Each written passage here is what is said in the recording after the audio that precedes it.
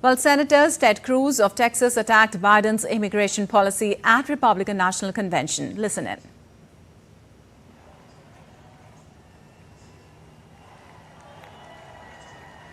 As a result of Joe Biden's presidency, your family is less safe. Your children are less safe. The country is less safe. But here's the good news. We can fix it. And when Donald Trump is president, we will fix it. And Kate Fisher joins us with more from Washington. Well, Kate, Republican National Convention wraps up for day 2. Nikki Haley, Ron DeSantis and others, all of them stressed on Trump's new theme of unity. Please update us on the latest.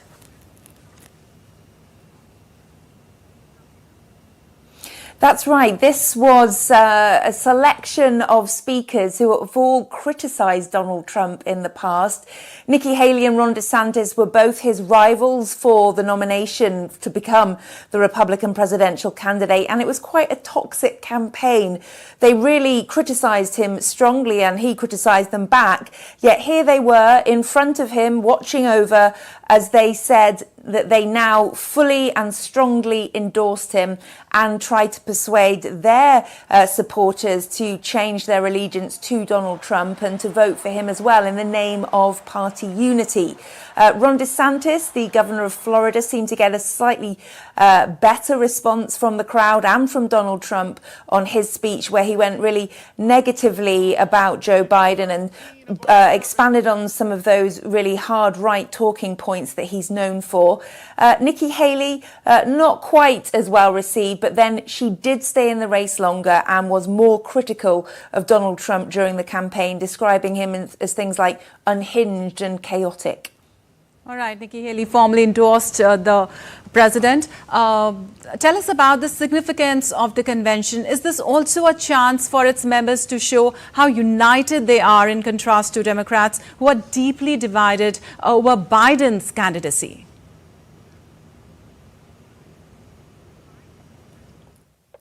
Yeah, that's certainly one of the things they're trying to do with this convention. It's all televised and they're hoping that even people that don't necessarily tune in to watch it will see snippets and hear snippets on the news and on social media of all these leading Republicans saying that they are all backing Trump and they're acting as one unified party as opposed to being in disagreement like they were during the primaries when, as I say, the likes of Nikki Haley were really criticising Donald Trump and vice versa. Whereas, as you point out, at the moment the Democrats are suffering internally. Many leading Democrats coming out and saying that they don't believe Joe Biden is fit to stand for re-election and they want to find a new candidate. So there is a really stark contrast between this fairly slick, unified impression that the Republicans are giving on TV this week with what's going on with the Democrats, where there is still all this infighting about whether they've actually got the right man at the top of the ticket. All right, Kate. Also, the convention has 4 themes for every day of the convention, with each theme playing on Trump's iconic "Make America Great Again" catchphrase. Can you tell us more about these themes?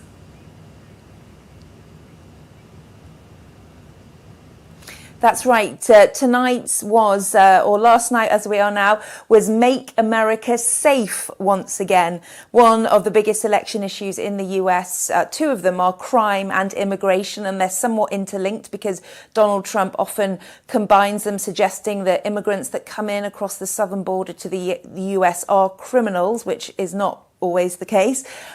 So this was talking about some of his really hardline immigration policies, things like raids and detention camps and mass deportations of people who come across the border. And that's again a stark contrast with what the Democrats are saying and what they have done during the Biden administration. So that was one focus, and also on crime and violent crime in particular.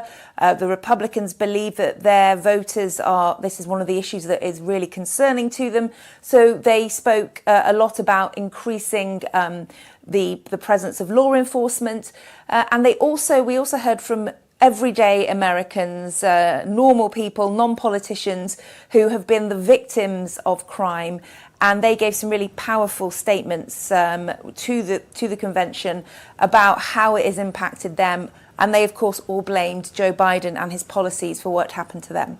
All right, powerful issues and many statements made. Thank you so much, Kate, for all that information.